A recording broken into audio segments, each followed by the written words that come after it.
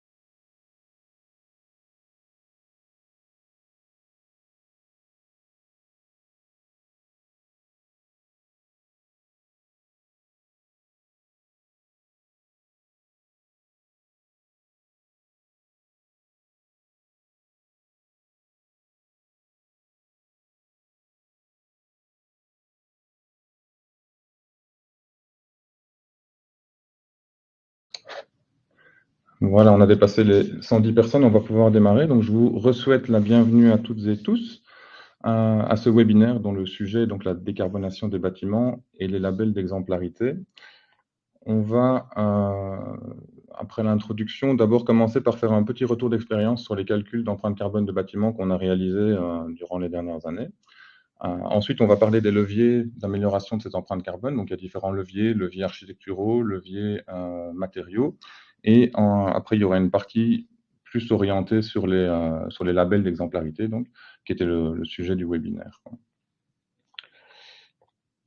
Alors, avant de rentrer dans le vif du sujet, on a voulu mettre un peu en perspective ici le sujet de l'empreinte carbone des bâtiments, donc, qui va directement toucher en fait la problématique du changement climatique. Et on a voulu le mettre en perspective avec cette notion ici de limite planétaire. Donc, vous voyez ici sur le diagramme qu'on a 9 limites planétaires.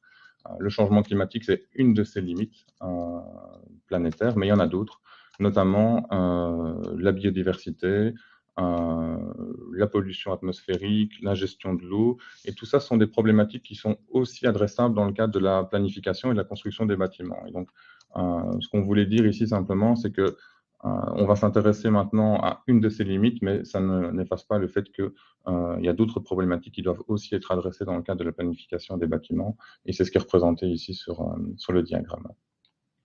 Ceci dit, on rentre maintenant dans le vif du sujet, donc de l'empreinte carbone des bâtiments, et on commence en introduction par parler de législation. Et la première chose à dire, simplement, c'est que aujourd'hui, il n'existe pas au Luxembourg, en tout cas, de réglementation qui concerne l'empreinte carbone des bâtiments. Donc, il n'y a pas de réglementation qui fixe de critères en termes d'empreinte carbone des bâtiments. Il n'y a pas non plus de réglementation qui oblige à faire un calcul d'empreinte carbone des bâtiments. Par contre, au niveau européen, on a des textes majeurs qui traitent le sujet. Et le premier texte, celui dont on parle de plus en plus souvent aujourd'hui, c'est la taxonomie. Donc la taxonomie, c'est un texte qui va définir ou fixer des critères pour évaluer si des investissements sont considérés comme durables ou non. Et la taxonomie traite du secteur de la construction et fixe un critère relatif à l'empreinte carbone des bâtiments. Et ce critère, c'est que pour tout bâtiment dont la surface dépasse 5000 m², un calcul des émissions globales sur le cycle de vie du bâtiment doit être réalisé. Donc les émissions globales sur le cycle du bâtiment, en fait, c'est ce qu'on appelle nous communément l'empreinte carbone du bâtiment. On va voir un peu plus en détail après en quoi ça consiste, mais donc c'est bien ce critère-là.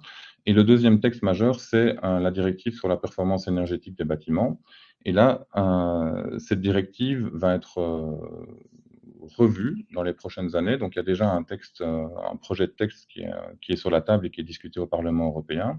Et ce texte prévoit qu'à partir de 2027, tous les bâtiments devront faire l'objet de ce fameux calcul des émissions sur le cycle de vie, donc d'un calcul d'empreinte carbone. Donc il n'y a pas encore non plus au niveau européen de texte qui prévoit de limiter l'empreinte carbone des bâtiments. Pour l'instant, les textes visent plutôt à renseigner, à documenter, à calculer cette empreinte carbone de bâtiments. Par contre, il y a des initiatives nationales qui ont été prises, donc l'Europe est un peu en retard, mais certains pays ont avancé de façon isolée, et notamment dans les pays voisins, on a la France avec la RE 2020 qui impose un calcul d'empreinte carbone avec non seulement donc un calcul, mais aussi des critères et des seuils qui ne peuvent pas être dépassés pour le carbone qu'on appelle incorporé, donc les matériaux, et pour le carbone opérationnel, donc les consommations d'énergie. Il y a d'autres pays en Europe, notamment les pays scandinaves, qui ont pris des législations similaires et que vous pouvez revoir ici sur la présentation, juste pour information. Donc on voit qu'aujourd'hui, ni au Luxembourg, ni en Belgique, ni même en Allemagne, on a d'obligation légale de faire un calcul d'empreinte carbone. Alors pourquoi est-ce qu'on devrait la calculer? Pourquoi ce serait intéressant? Je pense que le premier critère qui s'applique alors à tout investisseur, à tout promoteur, c'est le fameux reporting environnemental. Donc ça, c'est la directive CSRD qui demande aux grandes entreprises ou qui impose aux grandes entreprises de faire un reporting non financier sur leur performance environnementale, de gouvernance et sociétale, notamment environnementale. Et donc là, l'empreinte carbone des bâtiments que détient une société ou qu'exploite une société va intervenir dans ce reporting environnemental. Donc ça, c'est le premier sujet, à mon avis, la première raison pour laquelle c'est intéressant de calculer cette empreinte carbone. Le deuxième critère, c'est relatif à la taxonomie, donc c'est ce qu'on expliquait juste avant. Donc c'est important dans le cas de la taxonomie, si on veut démontrer qu'un bâtiment peut être considéré comme durable, donc c'est important de faire ce calcul d'émissions sur le cycle de vie. La troisième chose, donc, c'est l'anticipation de cette future directive sur la performance énergétique des bâtiments. Le quatrième point, c'est un alignement avec les législations des pays voisins. Évidemment, si on a des bâtiments qui se trouvent dans plusieurs pays d'Europe, c'est intéressant de pouvoir avoir la même performance et d'avoir la même démarche dans tous les pays pour tout le portefeuille de bâtiments. Et la dernière raison, qui est aussi très importante aujourd'hui, à notre sens en tout cas, c'est de pouvoir communiquer sur la performance carbone des bâtiments qu'on va construire. Donc, il n'y a pas de législation, ça n'empêche pas qu'on peut faire des efforts, et à ce moment-là, c'est intéressant aussi de communiquer sur les efforts qu'on a faits. Et pour ça, on peut parler de valeur d'empreinte carbone, mais il y a aussi des labels qui permettent de communiquer efficacement sur cette performance. Et ça fera l'objet d'ailleurs d'une partie de la présentation. Donc on va revenir sur les deux labels qui sont ici sur le slide dans la suite de la présentation. Alors, ça c'était d'un point de vue législatif. Maintenant, d'un point de vue technique, de quoi est-ce qu'on parle quand on parle d'empreinte carbone d'un bâtiment? c'est de la chose suivante. Donc, vous avez ici, sur le diagramme, le cycle de vie d'un bâtiment. Donc, c'est un diagramme qu'on revoit souvent dans les présentations sur l'empreinte carbone des bâtiments. Et vous voyez 4 étapes principales. En premier, vous avez l'étape produit. Donc, c'est l'extraction des matières premières, la fabrication des matériaux de construction. En deux, vous avez l'étape construction. Donc, on va acheminer les matériaux de construction jusqu'au chantier et on va les mettre en œuvre sur le chantier. En 3, vous avez la phase d'utilisation. Donc, en utilisation, vous avez deux types d'émissions. Vous avez du carbone qu'on appelle opérationnel, qui est lié aux consommations d'énergie. Et puis, vous avez du carbone qu'on appelle incorporé, qui va être lié aux matériaux qui vont arriver en fin de vie et qu'on va remplacer. Par exemple, des aménagements intérieurs, des installations techniques. Sur un cycle de vie normé qui a une durée de 50 ans, on va remplacer plusieurs fois les moquettes, on va remplacer plusieurs fois certaines installations techniques. Et donc là, vous avez du carbone incorporé qui va intervenir pendant la phase d'utilisation. La dernière phase, c'est la fin de vie du bâtiment. Et donc là, on a la déconstruction, on a le transport des déchets, on a le traitement des déchets et l'élimination des déchets. Et là, on a encore donc une forme d'émission de carbone incorporé donc qui est liée aux matériaux du bâtiment. Donc, on voit que sur le cycle de vie, on a des émissions qu'on va appeler, nous, carbone incorporé, qui sont liées aux matériaux, et d'autres émissions qu'on va appeler carbone opérationnel, qui sont liées aux consommations d'énergie. Mais pendant la présentation ici, on va surtout s'intéresser en fait au carbone incorporé. Pourquoi? Parce que ce carbone incorporé représente aujourd'hui la majeure partie des émissions du bâtiment sur son cycle de vie. Donc ça, c'est ce qu'on explique ici avec le diagramme qui reprend les émissions d'un bâtiment sur son cycle de vie, donc sur une durée de 50 ans, en carbone incorporé, donc ça c'est en foncé, et en carbone opérationnel, en clair, pour des bâtiments qui ont été construits entre l'année 2000 et l'année 2023. Et qu'est-ce qu'on voit? C'est simplement que si dans les années 2000, le carbone incorporé représentait 650 kg par mètre carré, pour 2500 kg par mètre carré de carbone opérationnel, ça veut dire plus ou moins un sixième des émissions du bâtiment, petit à petit, le carbone opérationnel a été réduit parce qu'on a eu des transpositions de directives sur la performance énergétique des bâtiments. Donc, on a toujours plus d'isolation, on a toujours plus d'énergie renouvelable, on a des équipements de production de chaleur de plus en plus efficaces, idem pour l'éclairage, la climatisation. Donc, on a réduit de plus en plus les consommations d'énergie, on a aussi une meilleure efficacité de production de cette énergie, et donc on a réduit les émissions de carbone opérationnel. Par contre, le carbone incorporé, lui, n'a pas changé. J'aurais même tendance à dire qu'il a plutôt augmenté, en fait, puisqu'on a de plus en plus de matériaux et de techniques dans les bâtiments. Et donc, il représentait auparavant un sixième, un dixième des émissions du bâtiment sur son cycle de vie, mais aujourd'hui, il représente la moitié, deux tiers, 8/10 même des émissions. Donc ça, c'est la situation actuelle. Et ce qui est aussi important de dire, c'est que dans cette prochaine directive, dont on a déjà parlé 2 ou 3 fois, on aura aussi l'introduction du bâtiment à zéro émission. Donc, bâtiment à zéro émission, c'est un bâtiment qui, sur son bilan annuel, compense entièrement sa consommation d'énergie par une production d'énergie renouvelable équivalente, ce qui veut dire en fait que sur un bilan net, on n'a aucune émission de carbone opérationnelle pour ce type de bâtiment. Donc ça, c'est à partir de 2028, ce qui signifie qu'à partir de 2028, les seules émissions à reporter dans le cycle de vie d'un bâtiment seront les émissions de carbone incorporé. Et c'est donc d'autant plus important de s'intéresser à ce problème-là aujourd'hui. Alors, ici, on vous montre sur le diagramme notre retour d'expérience. En fait, donc ce sont en ordonnée des valeurs d'empreinte carbone de bâtiments qui ont été calculées. Donc, ce sont des bâtiments réels qui ont fait l'objet de calculs durant les dernières années. Et donc, on a différents types de bâtiments. Donc, vous voyez que les points triangulaires, ce sont des bureaux, les points ronds, ce sont des logements. Et on a aussi différentes typologies de construction. On a essayé de les reclasser en construction béton, construction mixte et construction bois. Donc, c'est la couleur qui donne la typologie.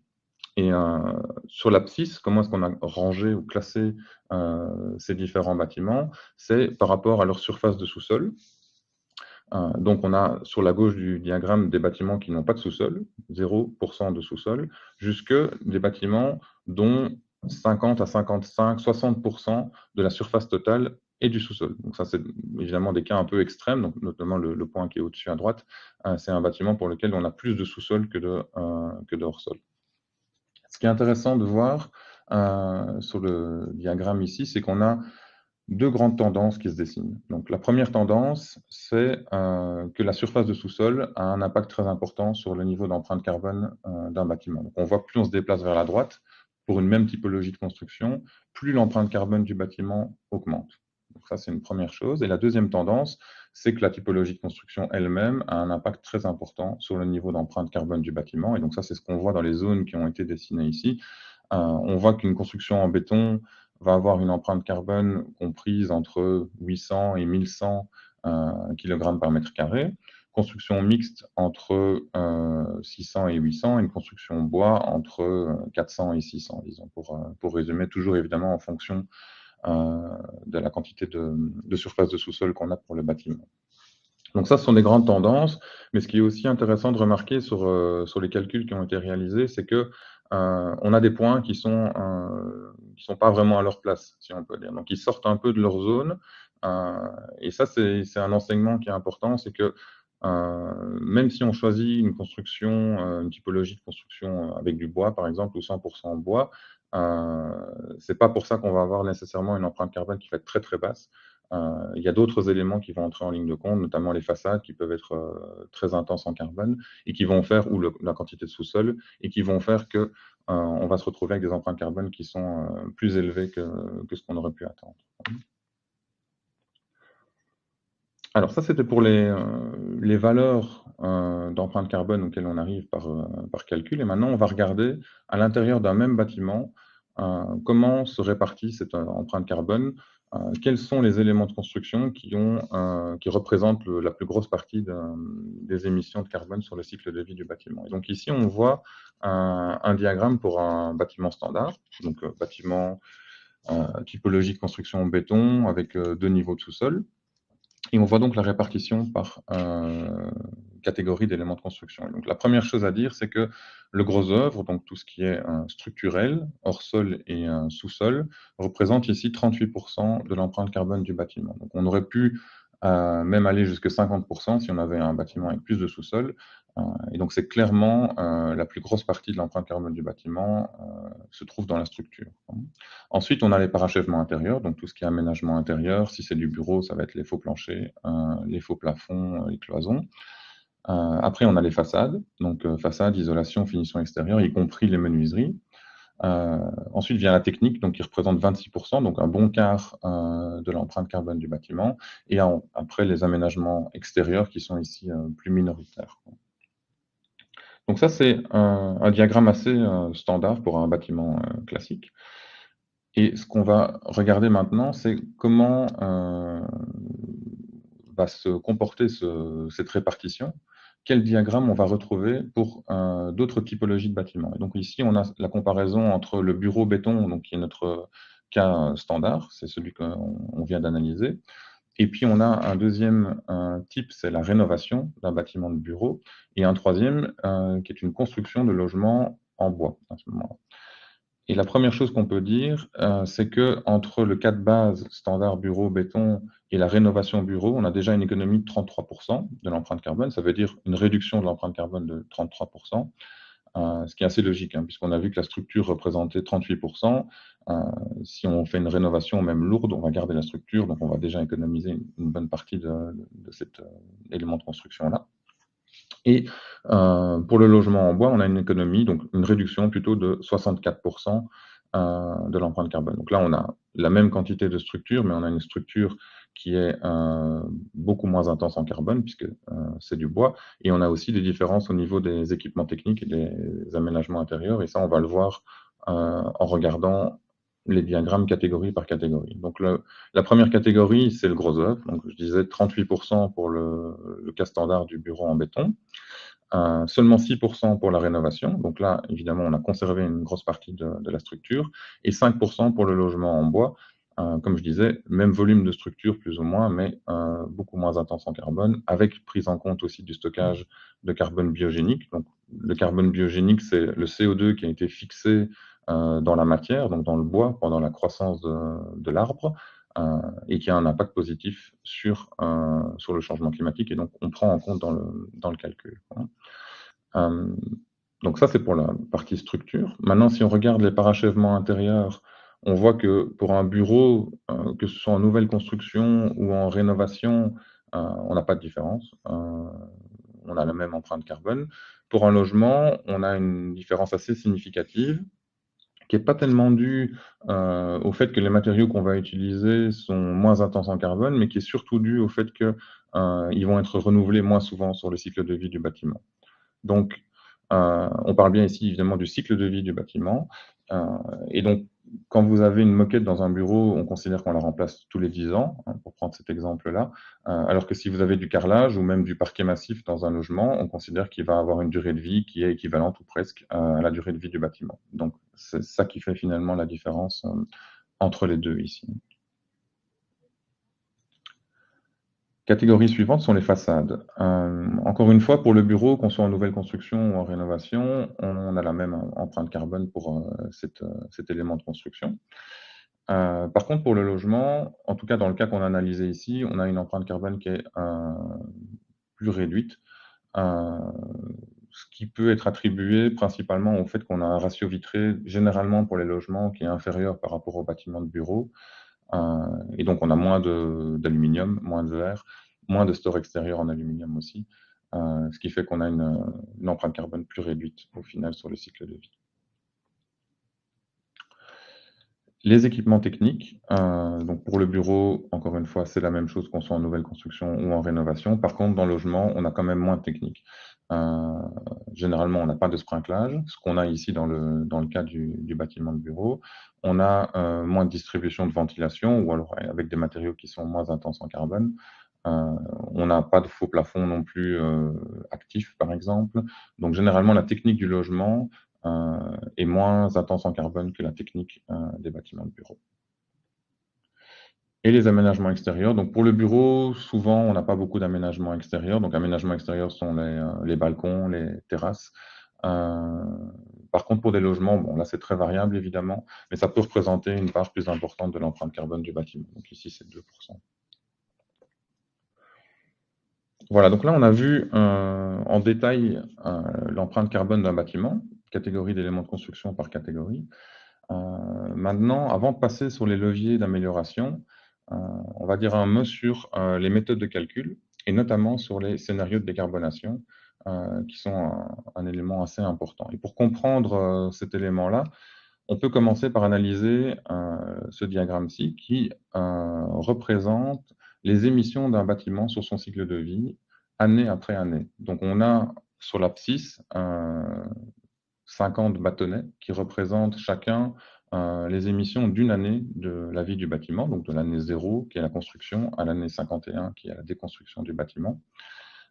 Et puis on a une courbe qui va cumuler l'ensemble de ces émissions sur le cycle de vie, donc qui va atteindre finalement un résultat ici qui est autour de 14 millions de kilogrammes de CO2 pour le bâtiment qui était étudié ici. Donc ce qu'on voit sur ce diagramme ici, c'est qu'à l'année 0, on a un apport assez massif de carbone dans le cycle de vie du bâtiment, qui est le carbone incorporé de l'ensemble des matériaux de construction du bâtiment. Ensuite, de l'année 1 à l'année 9, on a des apports qui sont moins significatifs, qui sont liés simplement aux consommations d'énergie. Donc, on a du positif qui est la consommation d'énergie du bâtiment, et puis on a du négatif qui est la production d'énergie renouvelable et la réinjection sur le réseau à partir du bâtiment. Après, lors des années 10, 20, 30 et 40, on a des pics plus marqués d'émissions de gaz à effet de serre qui sont, encore une fois, du carbone incorporé qui est inclus dans les matériaux qui vont remplacer les matériaux qui sont arrivés en fin de vie. Donc, je parlais des moquettes, je parlais des installations techniques. C'est ça qu'on voit ici. Donc, quand on remplace ces matériaux-là, on a un apport de carbone incorporé dans le bilan de cycle de vie du bâtiment.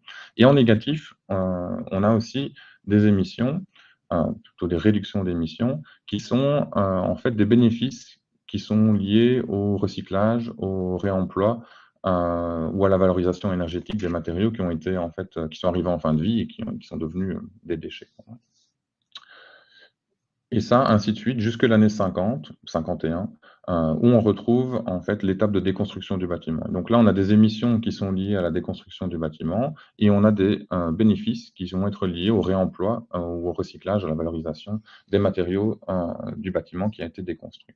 Donc, ce qu'on voit ici, c'est qu'on a, comme on l'a dit, des émissions de carbone incorporées et des émissions de carbone opérationnelles, et que ces émissions n'ont pas toutes lieu au même moment. Donc, on a des émissions qui ont lieu directement à l'année zéro, et on a des émissions qui vont avoir lieu pendant les 50 années de la vie du bâtiment, avec différentes intensités, en fait, année après année. Et ça, c'est important euh, parce qu'il existe en fait deux méthodes principales ou deux types de méthodes de calcul de l'empreinte carbone d'un bâtiment, qui sont les méthodes statiques et les méthodes dynamiques. Et donc, simplement, la méthode statique, qu'on appelle aussi méthode normée, parce qu'elle est basée sur la norme EN 15978, qui est la norme de référence. Cette méthode-là va considérer que toutes les émissions, qu'elles aient lieu à l'année 0, à l'année 30 ou à l'année 50, sont équivalentes, et surtout que la fabrication d'un élément de construction à l'année 40 a la même empreinte carbone, ont les mêmes émissions de gaz à effet de serre, provoquent les mêmes émissions de gaz à effet de serre que la fabrication du même matériau à l'année 0. Donc on est vraiment sur une méthode statique où toutes les émissions sont équivalentes. La deuxième méthode possible, le deuxième type de méthode qui existe, donc c'est une méthode qu'on appelle dynamique, où on va prendre en compte des scénarios de décarbonation des différents secteurs en fait économiques, donc notamment industriels, transport, et où on va donc considérer que la fabrication des matériaux dans le futur provoquera moins d'émissions, a priori, que la fabrication d'un même matériau aujourd'hui. Et ça, c'est basé sur les plans de décarbonation qui existent au niveau européen. Donc, bon, vous savez certainement qu'au niveau européen, on a fixé un objectif de neutralité carbone qui est pour 2050. Cet objectif de neutralité carbone, il implique d'avoir une réduction des émissions de l'ensemble des secteurs et d'un autre côté aussi d'augmenter la capacité d'absorption des émissions par le milieu naturel. Ça, c'est encore un autre sujet. Mais donc, on a à la base déjà un plan de réduction assez drastique d'ailleurs des émissions de gaz à effet de serre où on prévoit de les diminuer par 5 d'ici 2050. Ce plan européen, il a été traduit dans des plans nationaux où donc chaque pays a fixé ses objectifs de décarbonation, donc ses objectifs de réduction. Et vous voyez ici sur le diagramme les objectifs climatiques sectoriels pour le Luxembourg qui ont été définis l'année dernière à l'horizon 2030. Donc vous voyez que déjà à l'horizon 2030 pour le Luxembourg, on prévoit 50% de réduction des émissions. Ça veut dire moins d'émissions dans l'industrie, ça veut dire moins d'émissions dans les transports, et évidemment, l'empreinte carbone du bâtiment, c'est un peu la résultante de ces différents secteurs. Si on diminue les émissions dans les transports et dans l'industrie, ça va avoir un impact sur le carbone incorporé des matériaux de construction, et donc on va diminuer aussi les émissions ou l'empreinte carbone du bâtiment lui-même. Alors comment est-ce qu'on a retraduit ça dans la méthodologie de calcul? On l'a retraduit de façon simplifiée en prenant en compte un facteur de correction pour l'évolution technologique. Donc on a deux facteurs qui sont utilisés dans notre méthode de calcul en tout cas, mais les différentes méthodes de calcul dynamique ont défini des facteurs et sont sensiblement sur la même ligne. Donc on a d'abord un facteur pour le carbone incorporé, où on a une diminution donc, des émissions de l'année 1 ici à l'année 50. Donc on voit en abscisse, encore une fois ici, les 50 années de vie d'un bâtiment. On part d'un facteur de correction de 1, c'est-à-dire qu'à l'année 0, on fait évidemment aucune correction. Et ce facteur de correction va diminuer jusqu'à atteindre une valeur de 0,37 à l'année 50. Ça veut dire que si on construit un bâtiment aujourd'hui, quand on va le déconstruire en 2074, on considère que les émissions, oui, l'évolution technologique permettra une réduction des émissions de 63%. Donc on est assez conservateur par rapport au plan européen, ce qui est normal. On ne va pas être trop optimiste dans cette approche-là, mais on considère néanmoins quand même une réduction des émissions progressive entre l'année 0 et l'année 50. Hein. Donc on obtient comme ça une moyenne sur le cycle de vie d'un bâtiment de 0,65, donc 35% d'émissions en moins en moyenne pour le renouvellement des matériaux pendant le cycle de vie du bâtiment et 63% de réduction à la fin de vie du bâtiment. Donc ça c'est pour les matériaux, pour le carbone incorporé. Et on a le même principe pour le réseau électrique, où là on a une diminution un peu plus significative, où on sait que l'objectif est d'atteindre en 2050 la neutralité carbone donc, pour le réseau électrique, donc ça veut dire un réseau 100% décarboné. On ne va pas aussi loin dans nos hypothèses, mais on va quand même réduire significativement les émissions jusque 2050. Ici, on partait de 2020, et à partir de 2050, on va considérer un niveau d'émission constant pour la suite de la vie du bâtiment. Donc évidemment, en prenant en compte ces scénarios de décarbonation, on va avoir un impact sur le bilan des émissions sur le cycle de vie du bâtiment. Et donc, ce qu'on voit ici sur le diagramme, ce sont les différentes étapes de ce cycle de vie. On les voit d'abord calculées en méthode normée, c'est ce qu'on voit en pointillé, et puis en méthode dynamique. Donc, c'est là où on a réduit en fait une partie de ces émissions avec ces fameux facteurs de correction. Et donc, si on voit que le cycle, le module A1 à 5, ça veut dire l'étape de construction à l'année 0, elle n'a pas été réduite. Donc, évidemment, on n'a pas de réduction pour ce qui se passe en fait aujourd'hui, qu'on connaît assez bien. Pour les autres modules, donc le module B, le module C, donc qui est le deuxième bâtonnet par exemple, on a une réduction assez importante et on a des réductions aussi très importantes pour les besoins en énergie. Donc là, c'est le module B6.1, donc c'est le troisième bâtonnet, où on voit qu'on a largement réduit les émissions qui sont liées aux consommations d'énergie, et ainsi de suite pour les autres modules du cycle de vie, où on a aussi des réductions. Donc voilà, ça c'était pour expliquer un peu les deux grandes typologies de méthodes de calcul. On a donc la méthode statique et la méthode dynamique, avec les impacts évidemment que je viens d'expliquer sur le résultat. Généralement, un calcul réalisé en méthode dynamique va donner un résultat d'empreinte carbone qui sera moins élevé qu'un calcul réalisé en méthode statique, puisqu'on aura diminué l'impact des aménagements ou du carbone incorporé futur qui sera importé dans le bilan sur le cycle de vie du bâtiment. Voilà, maintenant qu'on est calé au niveau méthode de calcul, on va analyser les leviers qui vont permettre d'optimiser ou de réduire l'empreinte carbone du bâtiment. Et on va commencer par l'influence de l'architecture sur l'empreinte carbone des bâtiments. Ce qu'on voit ici sur le diagramme, c'est le premier paramètre d'architecture, dont on parle assez régulièrement aussi quand on parle de performance énergétique des bâtiments, c'est la compacité du bâtiment. Donc la compacité du bâtiment, c'est un peu la rationalité du volume. Hein, plus un volume est compact, plus il est rationnel, plus la compacité, donc ce rapport, va être faible. Et donc on voit ici l'influence de ce paramètre sur l'empreinte carbone du bâtiment, toute autre chose restant égale. Donc, à même performance, à même matériaux, même caractéristiques. On voit que pour un bâtiment qui a un ratio de 0,25 jusqu'à une augmentation jusqu'à 0,37, donc du plus compact vers le moins compact, on a une augmentation de l'empreinte carbone de 10% pour ce bâtiment, même à même caractéristique. Donc, on a évidemment une influence très importante, et ce qui est assez logique évidemment, puisque une compacité moins bonne va amener plus de façades, donc plus de carbone aussi dans le bilan du bâtiment. Évidemment, on ne peut pas construire des bâtiments aussi compacts pour le Royal Amilius B1 ici, qui est un commerce, un department store, que pour un bâtiment de bureau où on a besoin de plus de lumière. Donc évidemment, il y a un enjeu aussi par rapport à ça, et on sait que la taille du bâtiment va aussi influencer la compacité du bâtiment.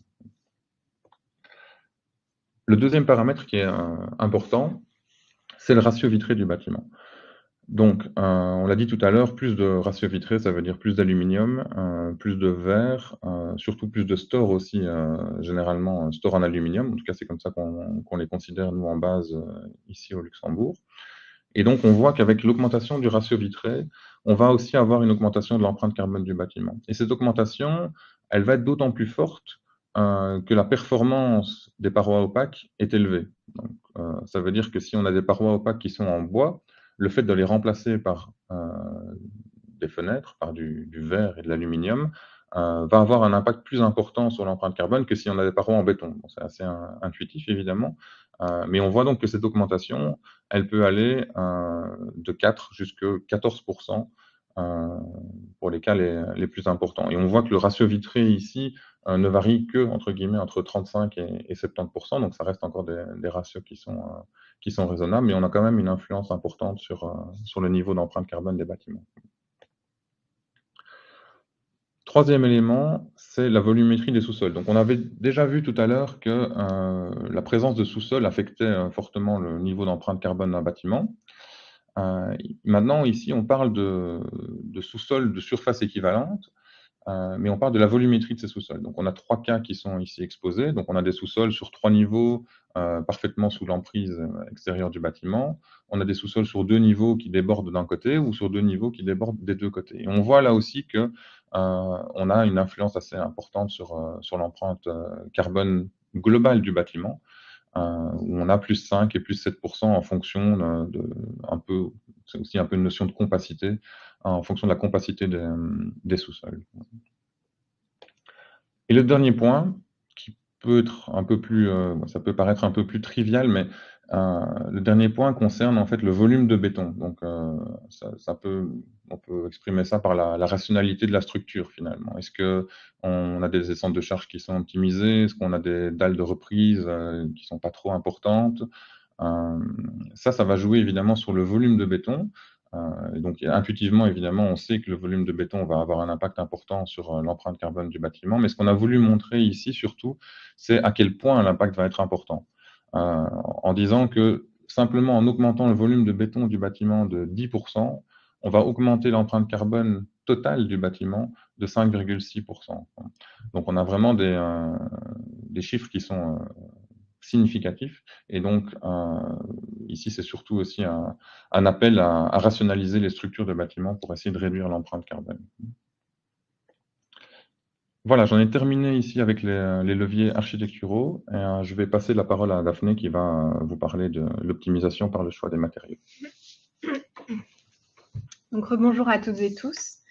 Alors, comme le disait Julien, donc dans un premier temps, pour optimiser un projet, c'est intéressant d'intervenir tôt dans la conception pour pouvoir avoir une influence sur l'architecture, pour ensuite, plus tard dans le projet, quand l'architecture est figée, dans ce cas, s'intéresser au choix des matériaux, comment réduire l'empreinte carbone du bâtiment. Donc, comme le disait Julien, le gros œuvre, donc l'infrastructure et la superstructure. Donc, c'est quelques matériaux, c'est le béton, l'acier d'armature et l'acier structurel. Ça représente environ 38% de l'empreinte carbone du bâtiment sur son cycle de vie. Comment optimiser ces 38%? Donc, ici, sur ce graphique, vous voyez à gauche donc, le béton armé le plus carboné qui existe sur le marché. Donc, c'est un béton avec un ciment type CEM1 qui contient beaucoup de clinker. Il faut savoir qu'un béton, c'est moins de 10% de ciment, mais en termes d'empreinte carbone, le ciment représente plus de 90% de l'empreinte carbone du béton. Voilà. Donc, pour une dalle béton non optimisée, donc avec le CEM1 qui est le ciment le plus carboné qui est disponible sur le marché, qui a tendance à disparaître pour plutôt aller vers un CEM2A en référence, on est à 108 kg de CO2 par mètre carré de dalle. Donc, on peut voir ensuite l'amélioration grâce à du béton avec un clinker, avec un ciment de moins en moins carboné, c'est-à-dire avec moins en moins de clinker. C'est-à-dire on peut aller vers du CEM2A, du CEM2B ou jusqu'à du CEM3A. On voit qu'avec un béton armé contenant un ciment CEM3A, on arrive à environ 65 kg de CO2 par mètre carré de dalle. Donc, on a vraiment déjà presque divisé par 2 les émissions liées au béton. Si on veut aller encore plus loin, on peut activer le levier de l'acier d'armature. Donc, ArcelorMittal propose un produit X-Carb qui est disponible en acier d'armature et en acier structurel. Donc, c'est de l'acier qui est fait dans des fours électriques, qui présente également un impact carbone vraiment moindre. Et donc, ici, c'est des leviers qui sont disponibles pour l'infrastructure et la superstructure. Donc, en infrastructure, on va être limité parce qu'on est obligé de rester sur du béton. Par contre, pour la superstructure, on peut aller encore plus loin en optant pour du bois. Donc ici, en bénéficiant de l'effet du carbone biogénique, on va stocker du carbone, donc on a une valeur négative. Au niveau des façades, donc ici, vous voyez un comparatif de plusieurs types de bardage et un concept de briquettes collées. Donc en bleu, on voit l'isolant, en gris, la sous-structure du bardage, et en vert, le bardage. Le bardage le plus carboné, donc c'est un bardage en pierre naturelle, du fait qu'il faut porter cette pierre, hein, qui est vraiment lourde, donc on va avoir une sous-structure vraiment importante. Une optimisation intermédiaire avant d'aller sur un bardage bois, c'est déjà plutôt de préférer un bardage en aluminium. Et dans ce cas, on peut déjà passer de 80 kg de CO2 par mètre carré à 50 kg de CO2 par mètre carré de bardage. Ensuite, si on veut aller plus loin, donc on peut plutôt opter pour un bardage en bois où on va avoir une nouvelle fois ce stockage de carbone biogénique et on peut arriver à 20 kg de CO2 par mètre carré. Et c'est environ équivalent à un concept de briquette collée, sachant que ce concept a un inconvénient parce qu'on ne peut pas démonter le matériau, le séparer, quoi. Voilà. Au niveau de la pierre, la provenance du matériau a une importance élevée sur son empreinte carbone. Voilà. Au niveau des fenêtres ici, donc à gauche, vous pouvez voir une fenêtre standard, donc en vert le cadre en aluminium, en bleu le triple vitrage, et en gris la protection solaire, donc un BSO standard. On peut voir que pour 1 mètre carré de façade, de fenêtre, la moitié, donc environ 120 kg, c'est dû au BSO en aluminium, du fait du moteur et du store en aluminium. Une optimisation va déjà consister en passant sur une protection solaire non motorisée et intérieure. Et on peut aller encore plus loin, donc en supprimant les protections solaires là où on le peut, et en passant sur un cadre en aluminium bas carbone. Donc par exemple, Hydrocircal propose un produit avec au moins 75% d'aluminium recyclé. Et on peut aller encore plus loin en passant sur un cadre en bois aluminium. Au niveau des parachèvements intérieurs, donc on peut voir ici en bleu la partie faux plancher. Le faux plancher standard, c'est des dalles en silicate de calcium, et en vert, la moquette. Donc environ la moitié, l'empreinte carbone se divise à moitié due au faux plancher et l'autre moitié à la moquette. Comment optimiser la moquette? En allant vers une moquette avec plus de contenu recyclé et une moquette moins lourde. Donc la moquette standard, c'est environ 6 kg par mètre carré, et une moquette plus légère, donc 4 kg par mètre carré. Au niveau du faux plancher, il faut préférer un faux plancher plutôt en bois ou de réemploi. Alors, donc en cumulant ces optimisations, jusqu'à où on peut aller sur l'optimisation de l'empreinte carbone du bâtiment. Donc, comme le disait Julien, un bâtiment standard, on est environ à 1000 kg de CO2 par mètre carré. Donc, on parle de CO2 équivalent. Si on améliore déjà l'infrastructure, donc en améliorant le béton et en choisissant de l'acier bas carbone, on diminue déjà de 6% l'empreinte carbone du bâtiment. Si on s'intéresse maintenant à la superstructure et qu'on choisit une superstructure en dalle bois, en cumulé, on arrive à moins 31%, donc presque un tiers de réduction.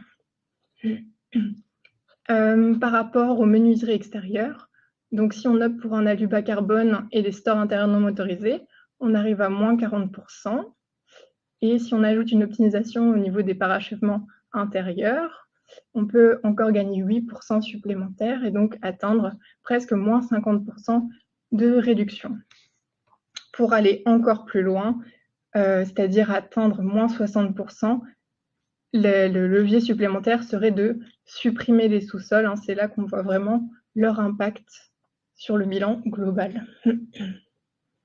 Donc voilà, après avoir parlé optimisation, je vous propose maintenant d'aborder donc les labels d'exemplarité qui sont disponibles aujourd'hui en Europe pour démontrer l'exemplarité de l'empreinte carbone des bâtiments.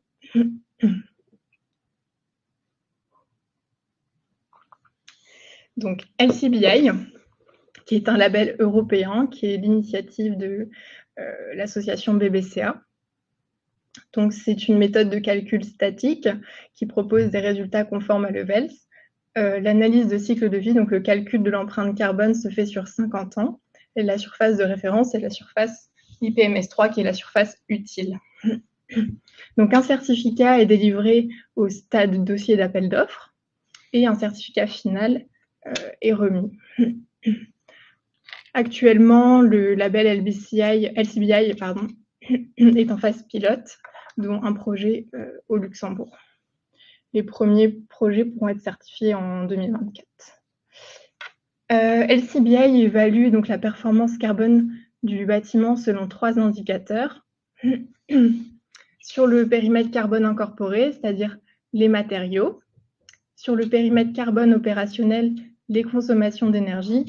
Et il évalue également donc, le phénomène de stockage biogénique dans un 3e indicateur. Donc le module D, qui apparaît dans les EPD des matériaux, est calculé mais n'est pas comptabilisé dans l'indicateur carbone incorporé. Les cibles ne sont pas différentes selon le type de bâtiment, c'est-à-dire que le seuil minimal de performance va être identique pour un bâtiment de logement ou un bâtiment de bureau. LCBI, c'est aussi un référentiel, un label qui est vérifié par un tierce partie, donc qui démontre de la robustesse des calculs qui sont vérifiés par un tierce indépendant.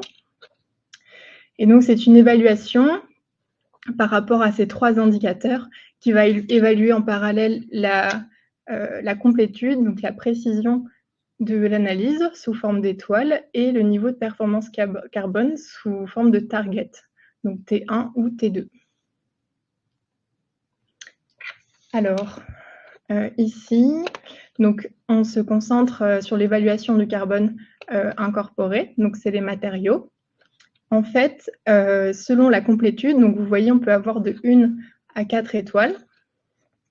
On peut avoir 1 étoile si on quantifie uniquement le carbone de tout ce qui est superstructure des façades et des toitures. On peut avoir 2 étoiles si on s'intéresse en plus au sous-sol, aux fondations et aux aménagements extérieurs. On peut avoir jusqu'à 3 étoiles si on ajoute à ce calcul tout ce qui est finition intérieure, cloisonnement, et jusqu'à 4 étoiles si on ajoute la technique spéciale. Et vous voyez ensuite que donc on peut atteindre soit des seuils T1 ou T2. T1, c'est le seuil minimal pour pouvoir être certifié LCBI. Donc ça veut dire que si on mène une analyse complète, il faudra que notre bâtiment ait une empreinte carbone sur le périmètre carbone opérationnel de maximum 1050 kg de CO2 par mètre carré. Et si on veut atteindre la cible T2, de moins de 600 kg de CO2 par mètre carré. Voilà. Sur le périmètre carbone opérationnel, donc les consommations d'énergie, d'abord, on évalue donc la complétude des consommations d'énergie, comment elles sont calculées. Au Luxembourg, si on considère le CPE, on a seulement 1 étoile, car c'est l'énergie et les besoins réglementaires qui sont considérés. On peut avoir 2 étoiles si on mène une simulation dynamique, et 3 étoiles si on fait un monitoring des consommations pour le début de l'exploitation. Et pour atteindre donc le seuil T1, il faut, dans le cadre du CPE, être en dessous de 5 kg de CO2 par mètre carré par an. Quel facteur CO2 on utilise ici pour ce calcul? Actuellement, ils utilisaient les facteurs du CREM, mais pour le Luxembourg, ce n'est pas représentatif. Donc, c'est actuellement en discussion sur ce sujet. Et le carbone biogénique. Donc, le niveau de performance minimum, c'est 5 kg de CO2 par mètre carré qu'il faut réussir à stocker. Donc, ça, c'est un seuil plutôt simple de notre expérience, donc par exemple en mettant un peu de bois dans les parachèvements intérieurs. Et la cible T2, c'est 70 kg de CO2 par mètre carré. Alors, donc ensuite, au global, donc votre bâtiment, il va atteindre soit le niveau standard, performance ou excellence. Pour le niveau standard, il faut avoir au moins 4 étoiles, donc avoir une complétude globale qui vous rapporte au moins 4 étoiles et atteindre les seuils T1 au niveau du carbone opérationnel, au niveau de l'énergie et au niveau du stockage biogénique.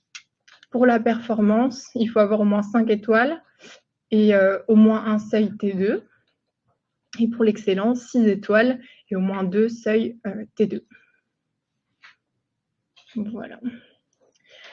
Donc maintenant, nous allons passer à la présentation du label Carbon Footprint New Construction, qui est également un label européen, initiative du Bureau Énergie Environnement. C'est une certification donc indépendante, comme LCBI, qui se base sur une vérification par tierce partie. Donc les calculs sont vérifiés pour attester de leur robustesse.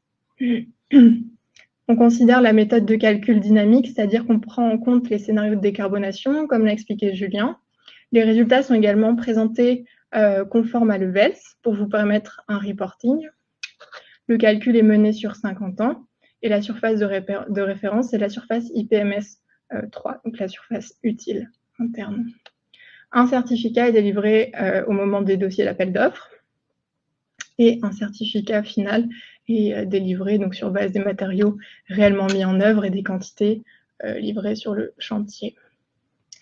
Alors, le label Carbon Footprint donc, vous propose, donc, au stade dossier d'appel d'offres et en as-built, vous délivre en fait un certificat carbone dont voici les 2 premières pages. En page 1, à la bas de la page 1, on va retrouver des informations générales sur le projet.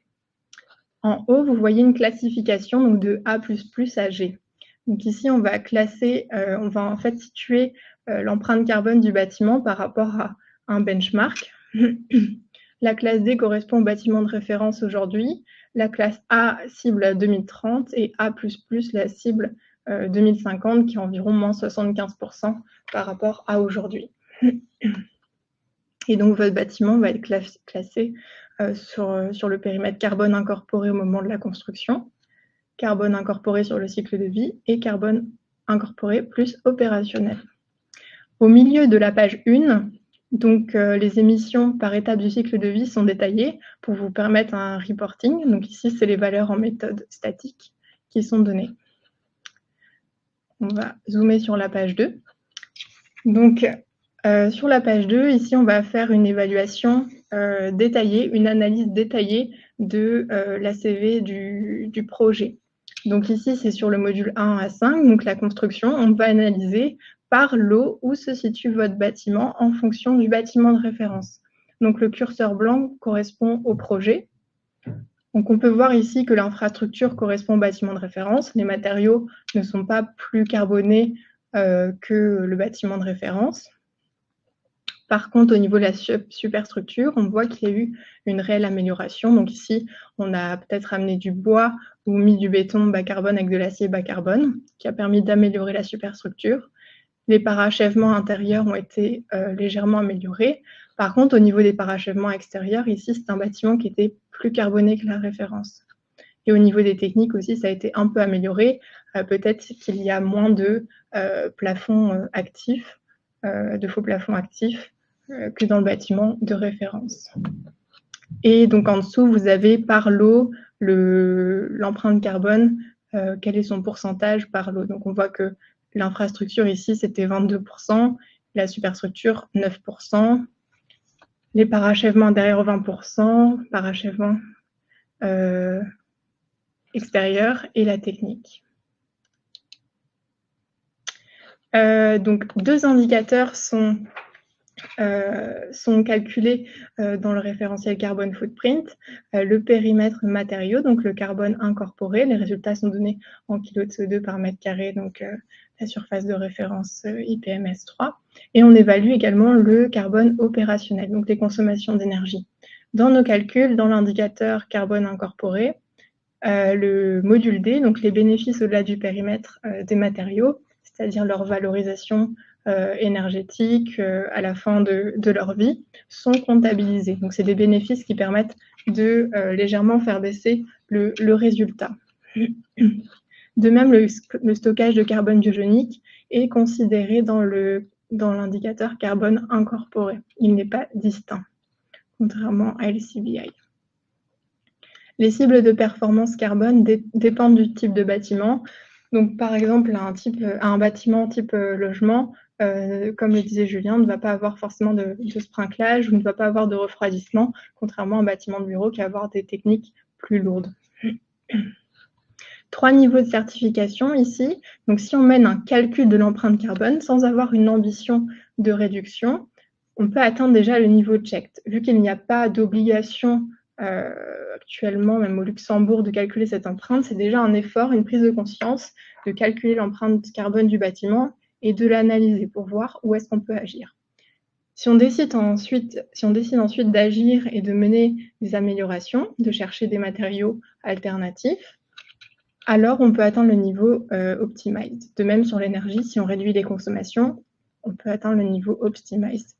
Et ce label Carbon Footprint, sa particularité, c'est qu'on peut aller jusqu'à la neutralité.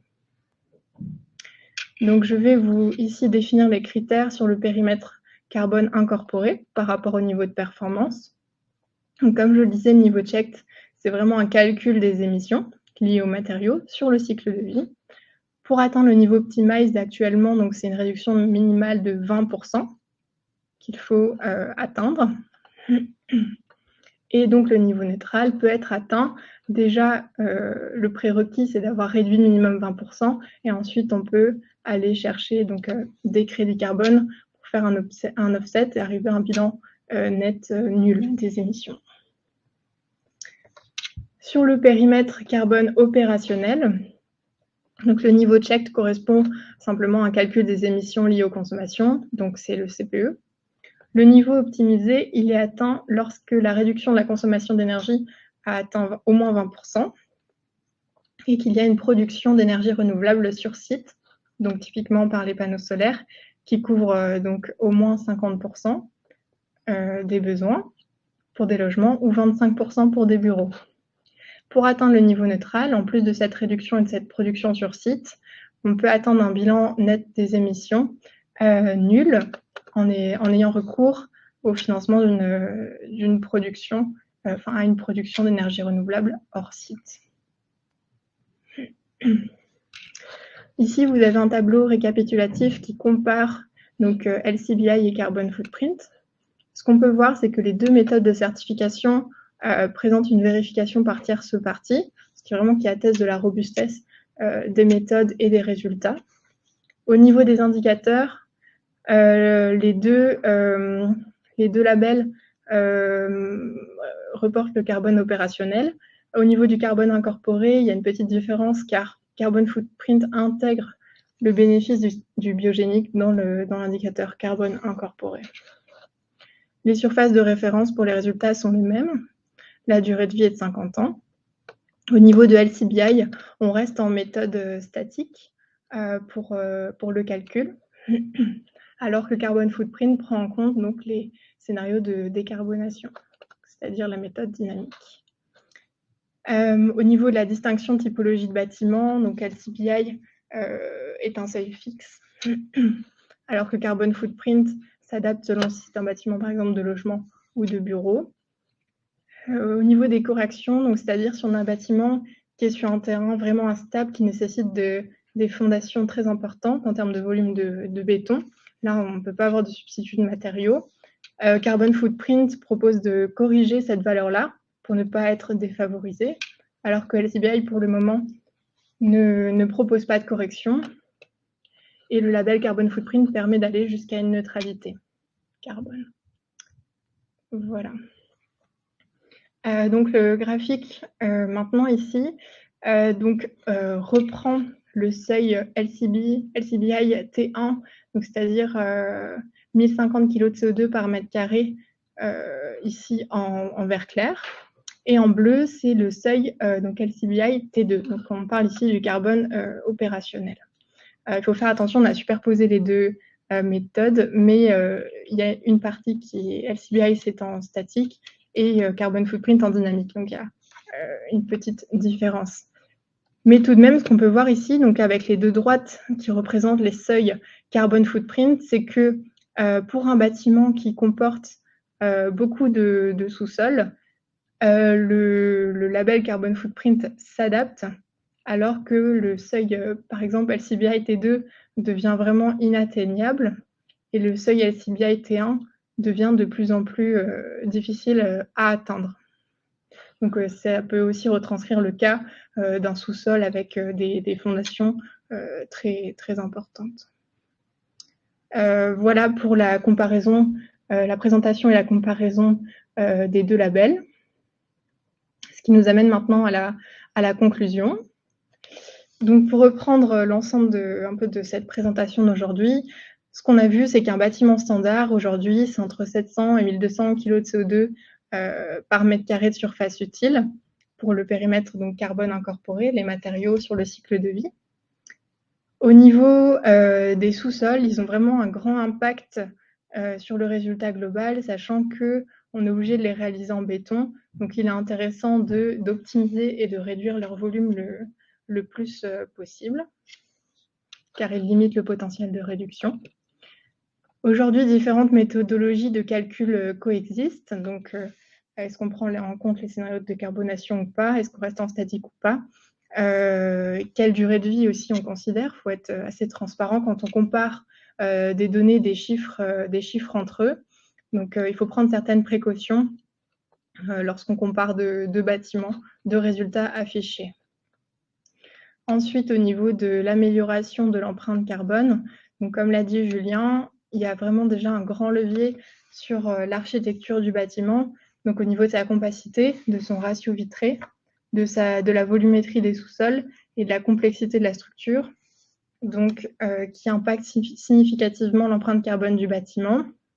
Et ça doit être vraiment réfléchi en amont. Et ensuite, le choix des matériaux donc, permet d'optimiser l'empreinte carbone et d'aller jusqu'à 50% de réduction, et même au-delà si on a un bâtiment sans sous-sol, comme on l'a vu tout à l'heure. Et donc, l'importance d'intégrer des matériaux biosourcés pour bénéficier du phénomène de stockage de carbone biogénique et limiter le recours au béton. Voilà.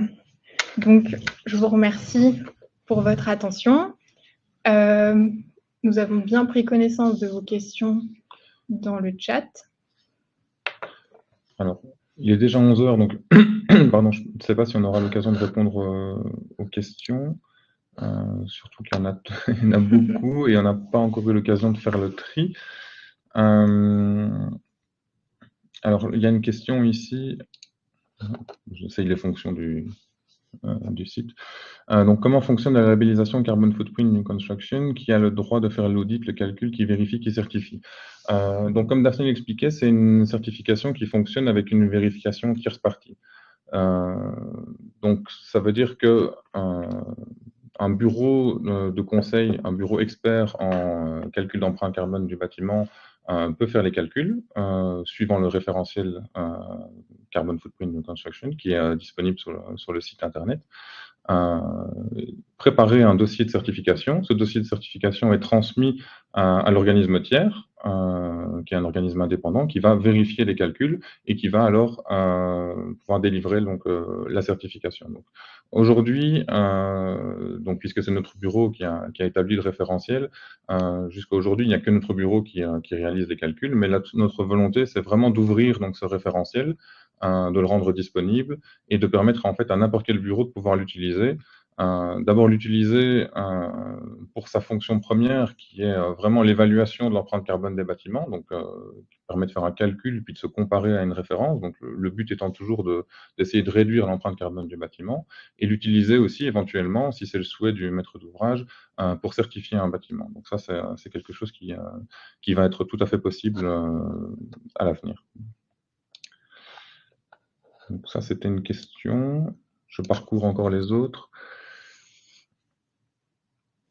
Alors, la question sur le bâtiment de référence qui est assez intéressante. Donc, vous avez compris que pour le label Carbon Footprint, on va se comparer en fait à effectivement un bâtiment de référence. Donc ce bâtiment, il va avoir les mêmes surfaces brutes que notre bâtiment qu'on étudie, donc les surfaces de sous-sol, les surfaces hors sol, ce qui fait qu'on a cet effet de correction en fonction des surfaces de sous-sol que vous avez pu voir sur les diagrammes que Daphné a montré. Donc on a vraiment un bâtiment qui a les mêmes surfaces, mais qui présentent des indices d'empreinte carbone qui sont spécifiques. Et ces indices-là, ils ont été déterminés à partir d'un grand nombre de calculs sur des bâtiments de différentes typologies, de différentes architectures, mais avec des matériaux standards. Et ces matériaux standards, c'est voilà, matériaux type structure en béton, façade avec un certain ratio vitré, avec des menuiseries en aluminium, des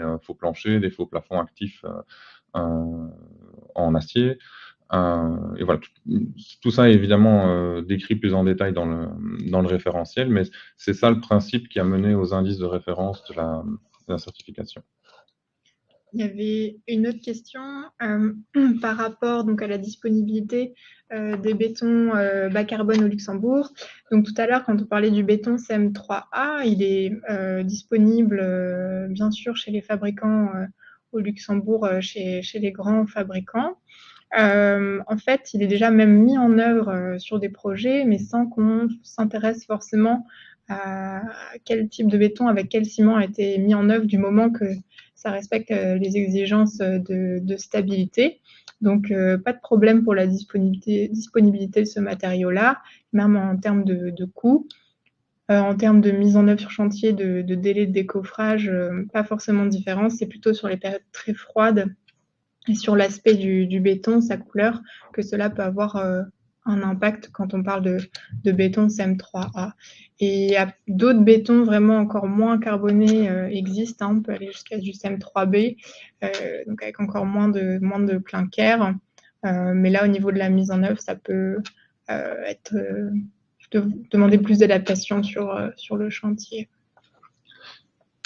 Alors, il y a une question ici sur la qualité ou les critères à respecter pour les crédits carbone pour l'offset. Donc, l'offset, c'est donc cette opération qui va permettre d'atteindre un bilan d'émissions nettes nul sur le cycle de vie du bâtiment. Donc, on a bien compris que avant toute compensation, donc avant tout offset, il y avait une étape nécessaire de réduction de l'empreinte carbone du bâtiment. Et une fois qu'on a réduit, puisqu'aujourd'hui, les technologies ne permettent pas en fait d'arriver à une neutralité physique pour la construction d'un bâtiment, on va pouvoir atteindre virtuellement cette neutralité moyennant le mécanisme de compensation. Et donc là, on va effectivement acquérir sur le marché libre du carbone, des crédits carbone, à hauteur de nos émissions résiduelles. Et donc ces crédits carbone-là, doivent répondre à un certain nombre de critères, et ces critères sont les critères définis par une norme qui s'appelle la PAS 2060, qui est la norme de référence pour l'atteinte de la neutralité carbone.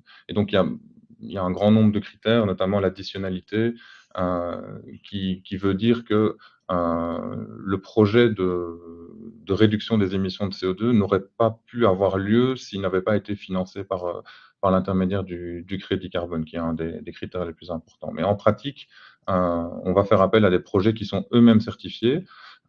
Et ce qui est spécifique avec la méthodologie Carbon Footprint, c'est qu'on va pouvoir avoir recours à des crédits carbone, disons, classiques, donc des projets majoritairement dans les pays du Sud, mais on va aussi pouvoir avoir recours à des crédits carbone qui sont plus locaux et notamment qui sont liés au label bas carbone français, donc ce sont principalement des projets de reforestation, mais aussi d'autres types de projets qui ont lieu aujourd'hui en France et qui répondent aux critères de la PAS 2060 et qui donc peuvent être utilisés dans le cadre de cette démarche de neutralité carbone. Voilà, je propose peut-être de répondre encore à une dernière question. Je ne sais pas si tu en avais une, Daphné, ou alors je réponds à celle-là. Non, Ok. J'ai une question ici sur pourquoi est-ce qu'on n'utilise aucun indicateur d'énergie, énergie primaire et finale. C'est effectivement intéressant et ça a été l'objet d'une réflexion aussi chez nous. On est sur un label ici et sur un référentiel carbone, en fait, empreinte carbone du bâtiment. Et donc, on veut juger en fait les émissions de carbone sur le cycle de vie de ce bâtiment. Et c'est pour ça que dans les critères, on retrouve presque exclusivement des critères qui concernent le CO2, bien qu'on a aussi, on n'est pas rentré dans les détails, mais il y a aussi un critère qui s'applique à l'énergie primaire. Maintenant, comment ont été définis ces critères qui sont définis en termes d'émissions de CO2? Ils ont été définis quand même à partir de consommation d'énergie, donc d'énergie finale, et puis de facteurs d'émissions de CO2. Donc la démarche, disons, est similaire, simplement l'indicateur final est exprimé sous forme d'émissions de CO2 parce qu'on est dans une démarche ici donc de calcul d'empreinte carbone. Et donc ça me semblait plus cohérent de travailler de cette façon-là. Voilà, je vois qu'il y a encore pas mal de questions, mais il est déjà 11h10. Donc ce que je vous proposerais, c'est évidemment de nous contacter si jamais vous voulez en discuter.